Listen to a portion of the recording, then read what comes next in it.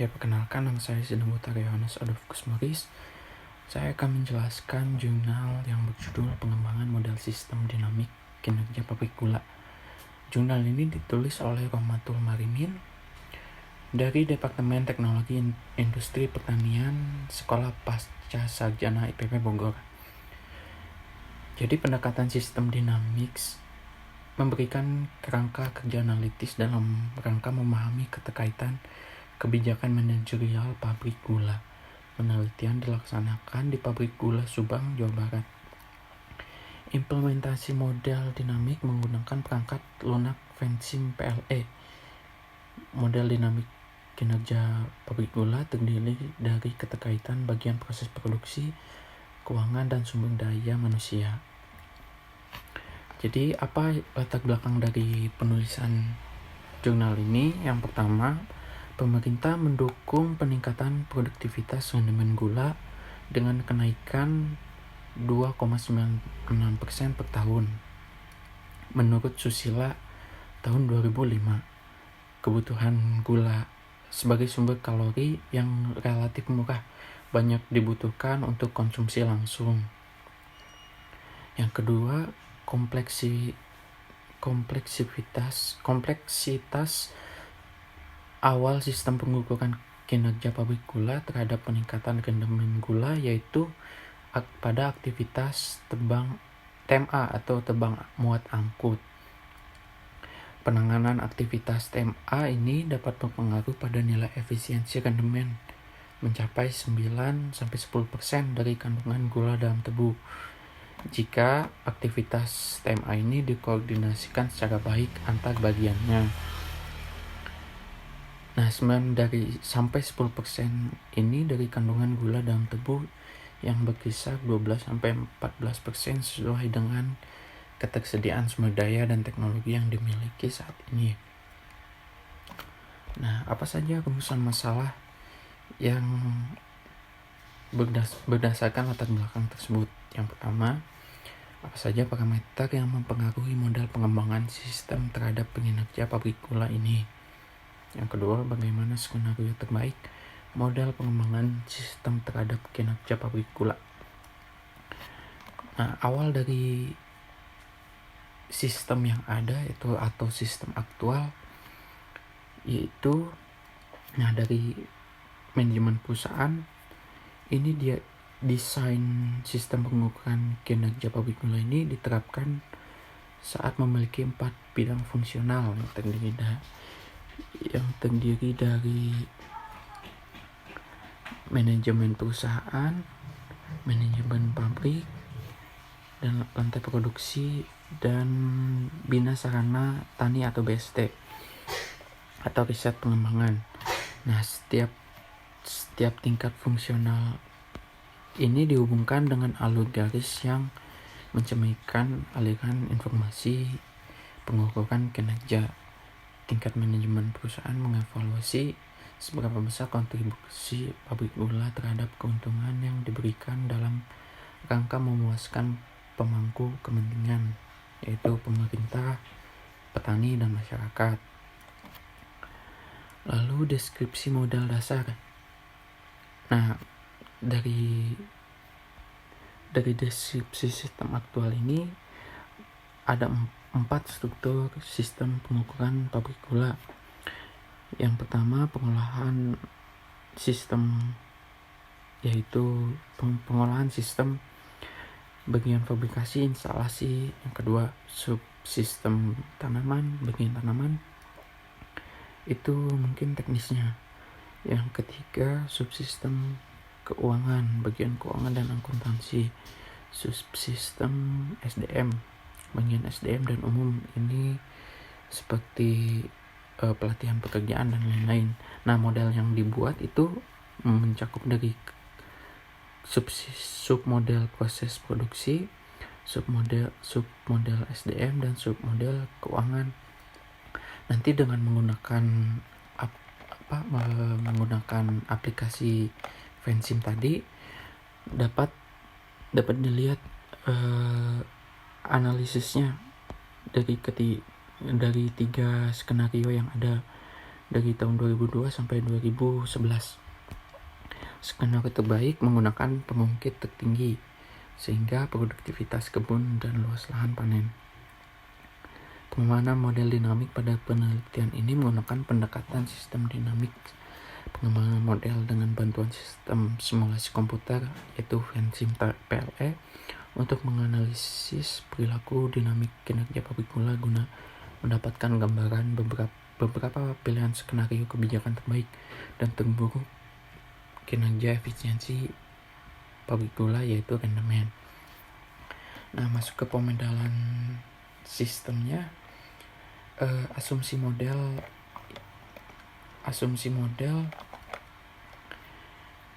itu menggunakan model dinamik. Asumsinya sebagai berikut. Yang pertama, jam pelatihan karyawan setiap tahun memiliki pengaruh positif terhadap peningkatan keterampilan karyawan pabrik gula. Nah, ini mengacu dari yang tadi subsistem model SDM. Yang kedua, variabel luas lahan panen, produktivitas kebun, sampah tebu, harga produksi, penurunan keterampilan, dan jumlah kebutuhan karyawan yang diinginkan merupakan nilai parameter yang didefinisikan pemakai model sesuai dengan rencana kebijakannya. Nah, pemodelan yang terjadi ini pengembangan modelnya. Pertama, penggunaan model mental. Ini diambil dari menggunakan sistem kerja dinamik. Nah, jadi misalkan kita dari awal tebu dalam giling itu akan meningkat sehingga kristal gula pun akan meningkat. Nah, efisiensi penggilingan tebu ini meningkatkan kristal gula, sehingga jika kristal gulanya meningkat, justru tebu yang digunakan dalam digiling akan berkurang. Makanya di sini ada tanda negatif. Kristal gula meningkat, maka pendapatan meningkat dari tebu, maka pendapatan meningkat. Tebu yang digiling meningkat, tetes gula dalam tebu juga meningkat. Begitu sebaliknya, efisiensinya juga menggunakan tebu yang sedikit, maka jika efisiensinya meningkat. Nah, tetes gula dan kristal gula meningkatkan pendapatan, sehingga pelatihan dapat digunakan untuk sebagai pelatihan karyawan dan meningkatkan keterampilan karyawan. Peningkatan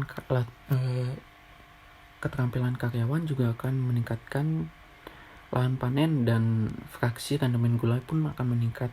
Jika lahan panen meningkat, maka tebu yang digunakan pun akan menjadi banyak. Jadi sistem ini akan looping terus menerus, sehingga pemikirannya tidak linear lagi, jadi lebih kompleks. Semuanya akan saling berkaitan.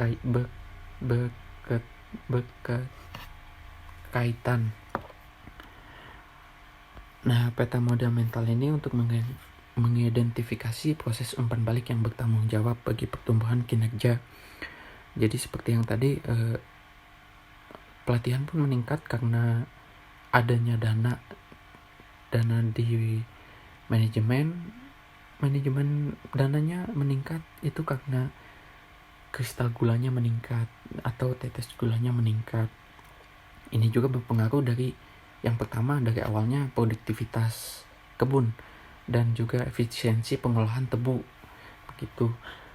Yang kedua, formulasinya diagram Pareto diterjemahkan ke dalam struktur diagram alik stock flow atau SFD untuk melakukan tahapan formulasi model. Nah, hasil pengujian dari menggunakan aplikasi ini itu ada 3 skenario. Yang pertama itu moderat, optimis, dan pesimis.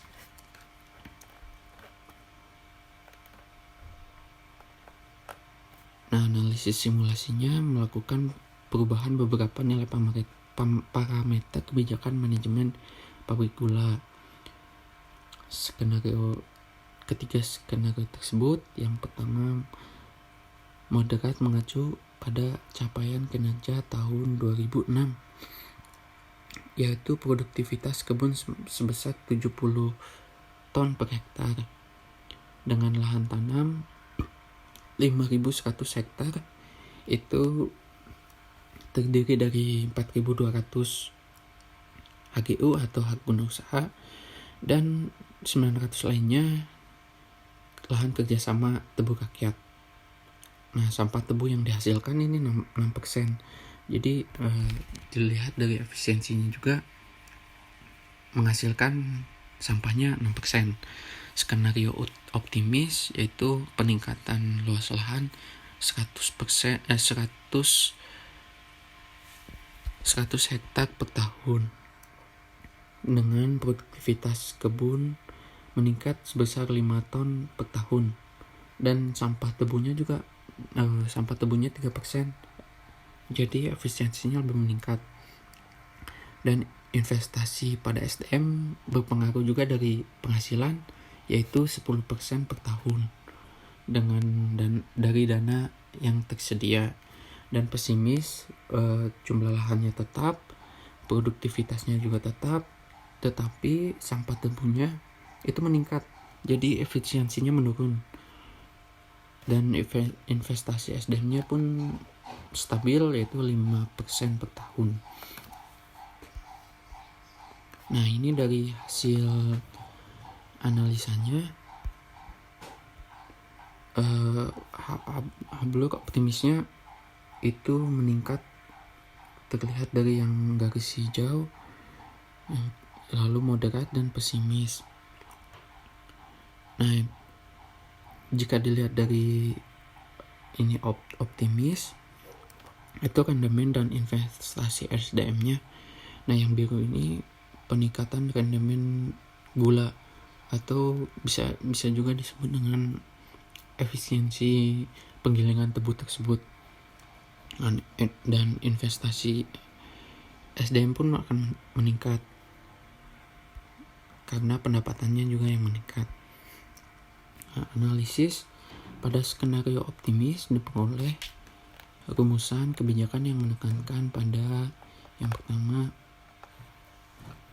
mempertahankan dan meningkatkan jumlah luas lahan panen dalam HGU atau hak guna usaha.